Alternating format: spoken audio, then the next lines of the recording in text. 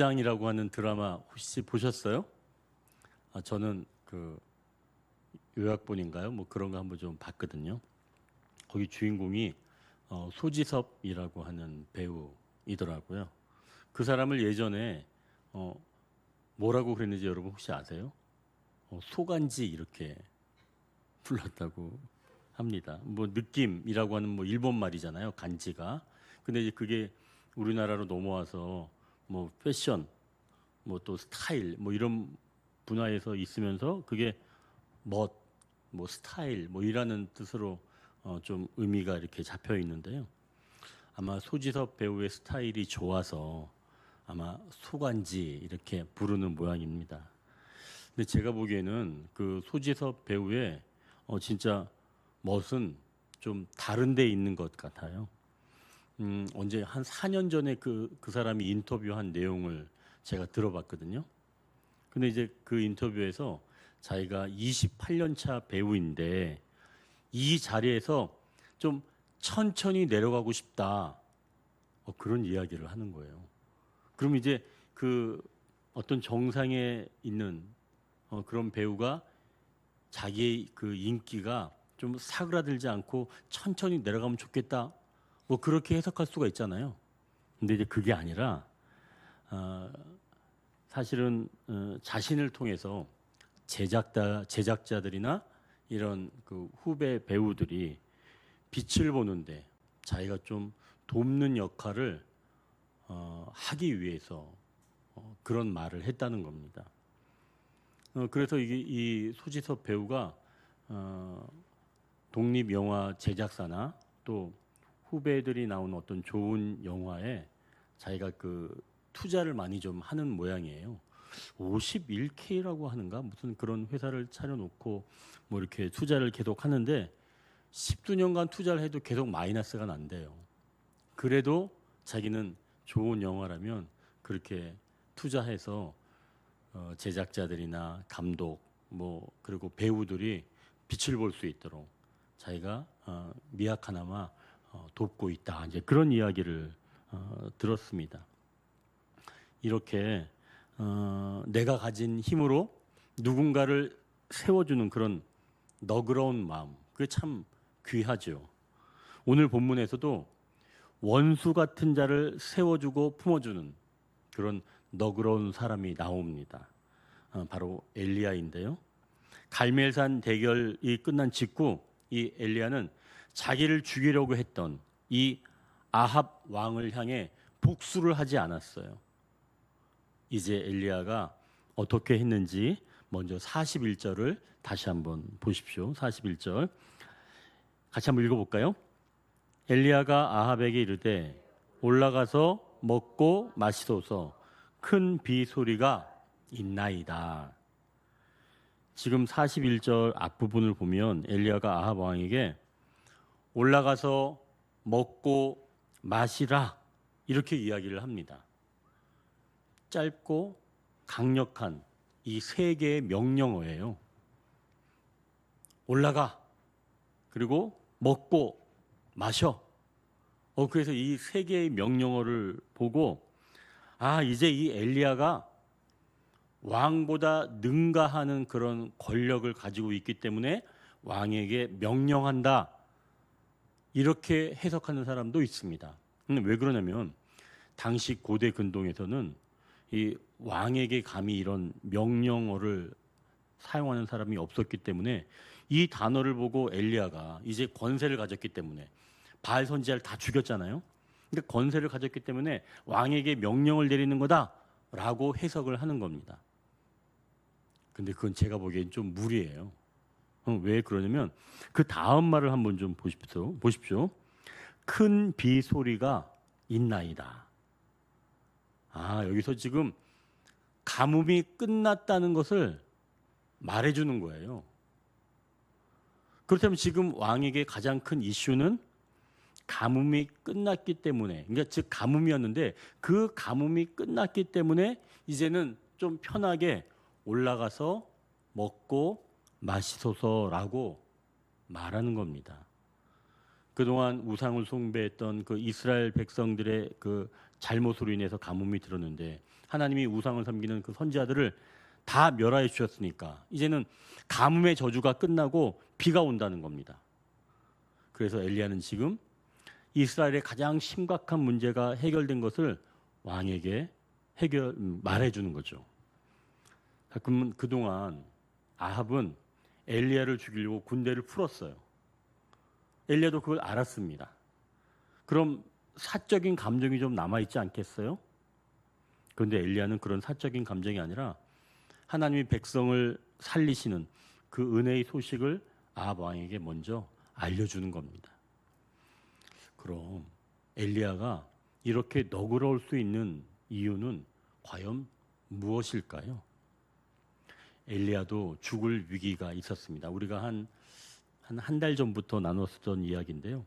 그때 하나님께서 그 가뭄 때 엘리야를 먹이시고 또 마시게 하셨죠.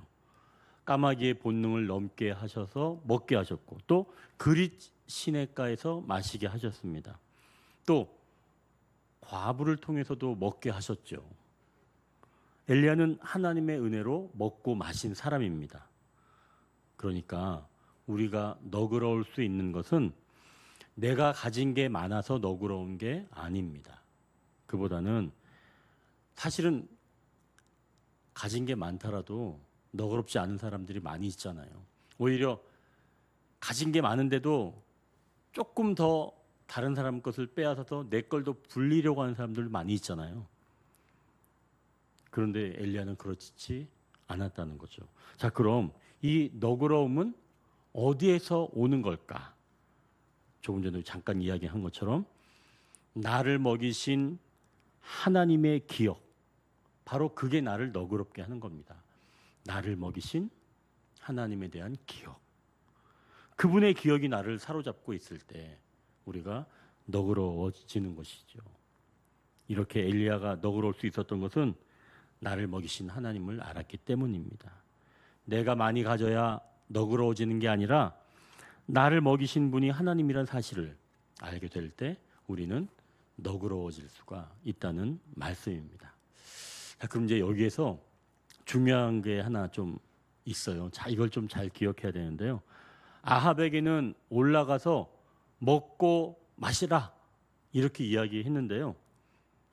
엘리야도 똑같이 올라갔어요. 그럼 엘리야는 뭐 하고 있는지 한번 42절을 한번 같이 한번 읽어볼까요? 42절. 아합이 먹고 마시러 올라가니라. 엘리야가 갈매산 꼭대기에 올라가서 땅에 꿇어 엎드려 그의 얼굴을 무릎 사이에 넣고. 엘리야도 지금 먹고 마셔야 하는데 자기는 기도하러 올라갔다는 거예요. 아합 왕은 육신을 대표하니까 그는 올라가서 먹는 것이며 엘리야는 영을 대표하는 사람이니까 올라가서 하는 일이 기도하는 것, 그걸 말하는 걸까요? 물론 이렇게 볼 수도 있죠.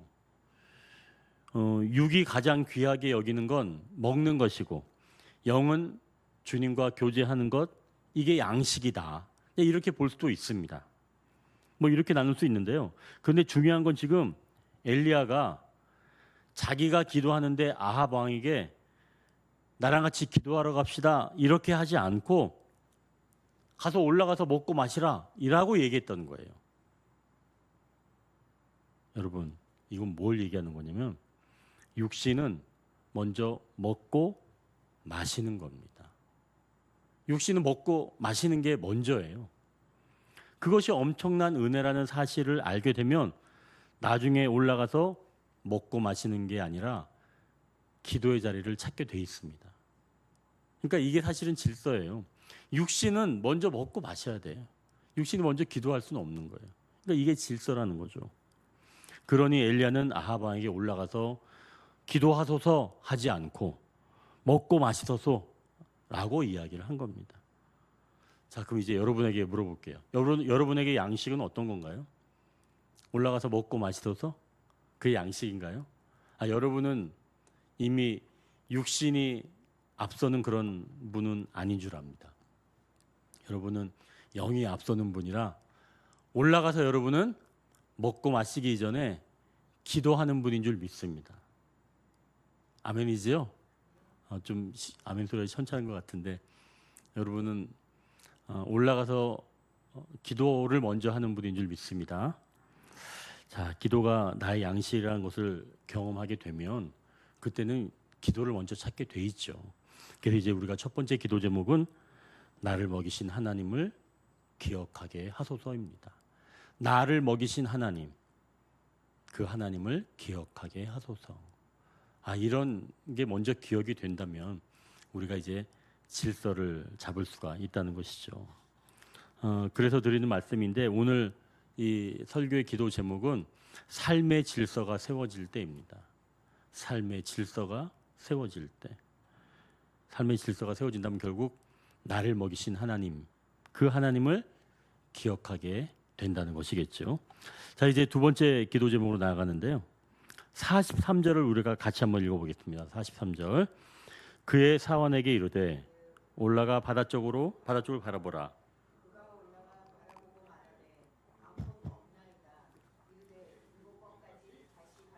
아멘. 하나님께서 지금 불을 내려서 바알 선지자들을 없애주셨고 이제 약속하신 말씀처럼 비를 내려주실 것을 엘리야는 알고 있었어요. 자, 그럼 조금 있으면 비가 내린다는 것을 엘리야가 알고 있으니까 굳이 기도할 필요 있어요? 좀 있으면 비가 내려요 이제. 왜? 우상을 섬기는 바알 선지자를 다 하나님께서 죽이셨으니까 또 하늘에서 제단을 태우는 그런 불도 임했으니까 이제는 비가 내릴 겁니다. 그러면 굳이 엘리야는 기도하지 않아도 되잖아요. 어차피 이제 비가 내리는데. 그런데 42절을 보니까 엘리야는, 그러니까 우리가 지금 33절 읽은 바로 앞에 보니까 엘리야는 무릎을 꿇고 엎드려서 얼굴을 무릎 사이에 넣고 기도했다는 겁니다. 여러분 그런 기도 해봤어요? 무릎을 꿇고 무릎 사이로 얼굴을 넣는 거예요. 일단 배가 나오면 그거는 안 돼요. 배가 나오면 그렇게 기도할 수가 없어요. 일단은 말라야 됩니다. 그리고 키가 커야 돼요. 엄청 커야 돼. 다리가 엄청 길어야지 머리가 다리 속으로 들어가지. 그럼 엘리야는 어떤 사람인지 알겠죠? 엘리야는 키가 작지 조금 컸을 거예요. 아마 그리고 다리도 길고 말랐을 거예요. 우리랑은 달라. 우리는 그렇게 하고 싶은데 우린 잘 안 돼. 여러분 저도 사진을 해봤거든요. 안 되더라고요 이게. 여러분도 제가 보기엔 잘 안 될 것 같아요. 그러면 이거 도대체 왜 이렇게 기도를 했나요? 어차피 비를 내릴 건데 하나님 내려주실 건데. 근데 이제 이 엘리야가 이렇게 계속 7번 정도 기도를 하는데 사환에게, 그러니까 이 지중해 바다가 보이는 곳에 올라가서 계속 비가 올 흔적을 바라보게 하라는 겁니다. 7번까지 계속. 이건 뭘 얘기하는 걸까요 도대체? 어차피 비가 올 건데 왜 그럼 계속 기도를 하는가 말입니다. 비가 올 때 그 흔적까지 찾으라 이렇게 얘기하면서 말이죠. 이것은 곧 믿음 가운데 순종함으로 계속 기도한다는 거예요. 분명히 지금 이 엘리야는 하나님께서 비를 내려주신다는 것을 알았습니다. 그리고 그 사실을 믿었어요. 그리고 바알 선지자를 제거했기 때문에 또 백성들이 하나님만이 참 하나님이라고 이야기하는 것을 고백을 했기 때문에 이제는 분명히 가뭄이 끝나고 비가 내릴 겁니다. 그러면 엘리야는 그냥 앉아서 기다리면 돼요. 그런데 엘리야는 하나님께서 비를 내리실 수 있는 그 흔적을 찾기 위해서 계속 사원을 올려보내면서 기도했다는 얘기죠. 구약에 똑같이 이렇게 믿음 가운데 기도한 한 사람이 있어요. 바로 다니엘이라고 하는 사람인데요. 이 다니엘이 포로지에 있을 때 우연한 기회에 예레미야가 쓴 그 하나님의 말씀을 보게 되었습니다. 보니까 하나님께서 이제 이 포로 생활은 70년이 지나면 포로에서 해방될 거고 다시 고국으로 돌아갈 거다라고 한 것을 하나님께서 예레미야 선지자를 통해서 쓰게 하셨어요. 그걸 다니엘이 본 겁니다. 그리고 다니엘이 계산을 해봤어요.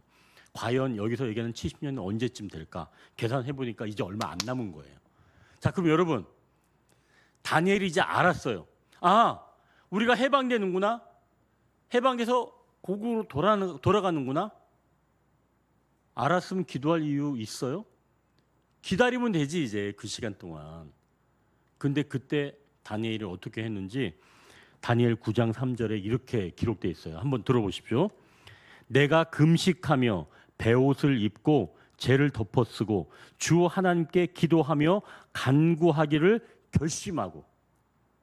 여러분, 지금 다니엘이 하나님께서 분명히 이스라엘 백성들을 포로지에서 해방시켜서 고국으로 돌아간다는 사실을, 이제 얼마 남지 않았다는 사실을 알았는데, 그때 금식하면서 베옷 입고 죄를 덮어쓰고 하나님께 기도하면서 간구했다는 거예요. 너무 희한하지 않아요? 결국 다니엘은 하나님의 약속의 말씀을 알았기 때문에 그 약속의 말씀을 붙들고 목숨을 건 금식 기도를 한 겁니다. 이게 뭐냐? 약속의 말씀을 믿는다면 그 믿음으로 우리는 기도의 자리에 있어야 한다는 거예요. 여러분, 하나님께서 나를 사랑하신다? 그래서 나를 반드시 이 힘든 자리에서 건져주실 것이다? 여러분 믿으세요? 그러면 어떻게 해야 되냐면 그 믿음을 가지고 기도의 자리를 지키는 겁니다. 여러분, 그게 바로 삶의 질서예요. 여러분, 그걸 말씀하는 거예요.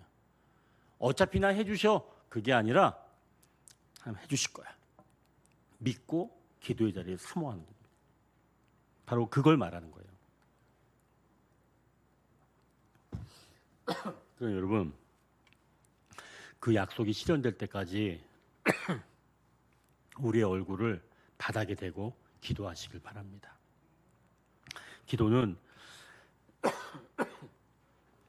하나님의 약속을 내 삶에 나타나게 하는 그런 산과 같은 거예요.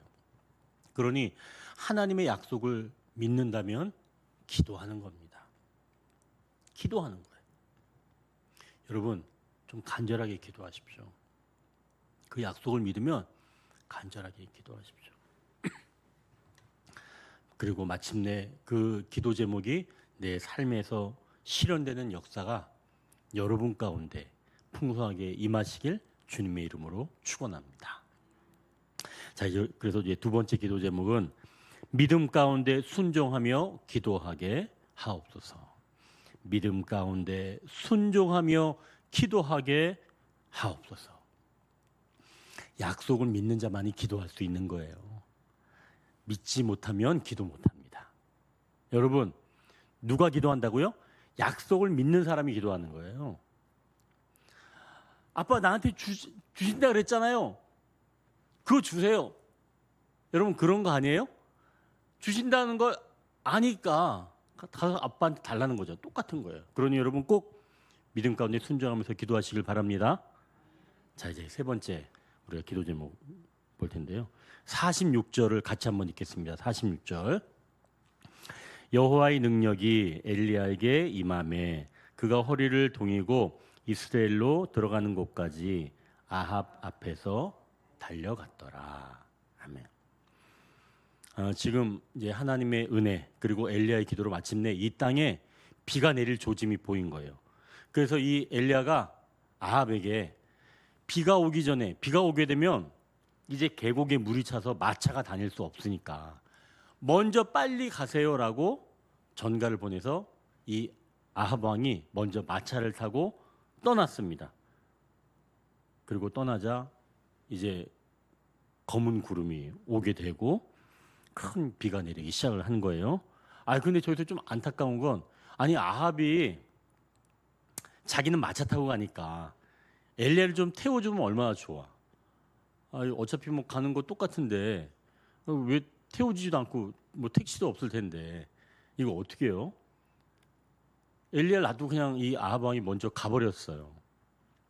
자, 그럼 엘리야는 이제 걸어가는 거잖아요, 그죠? 어차피 이제 그 계곡에 물이 차니까 걸어가야 되잖아요.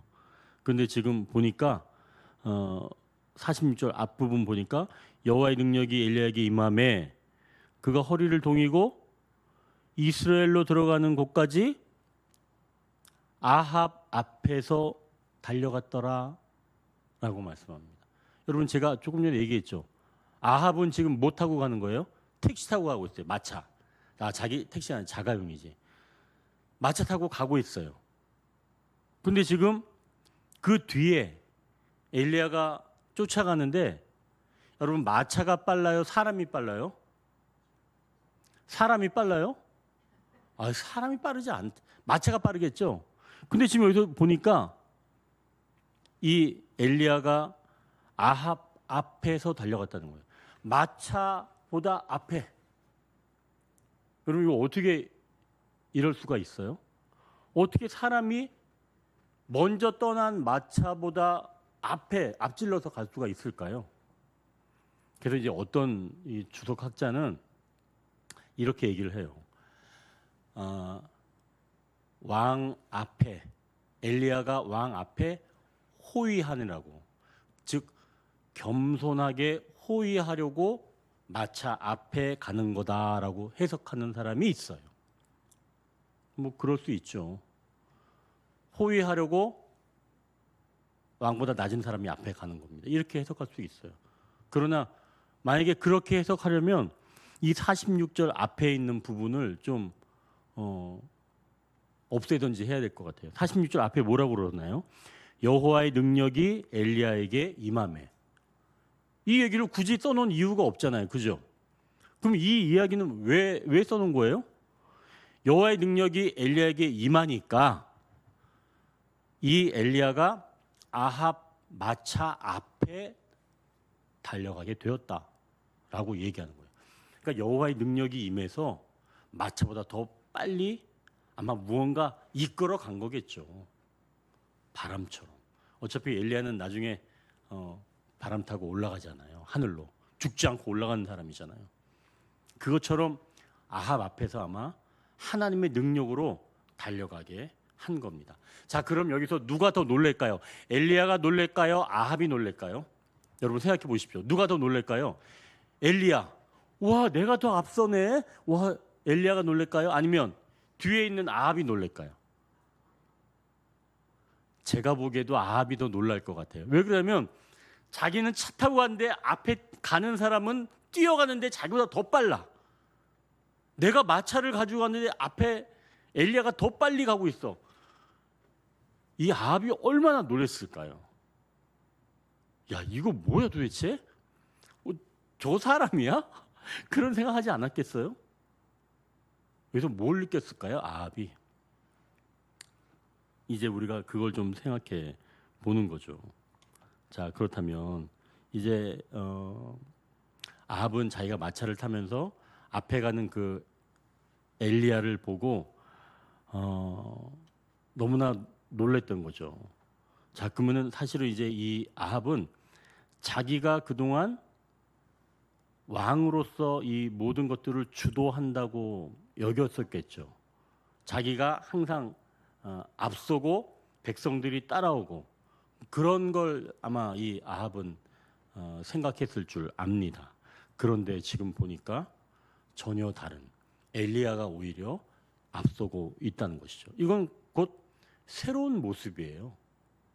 이제 새로운 질서가 잡힌 겁니다.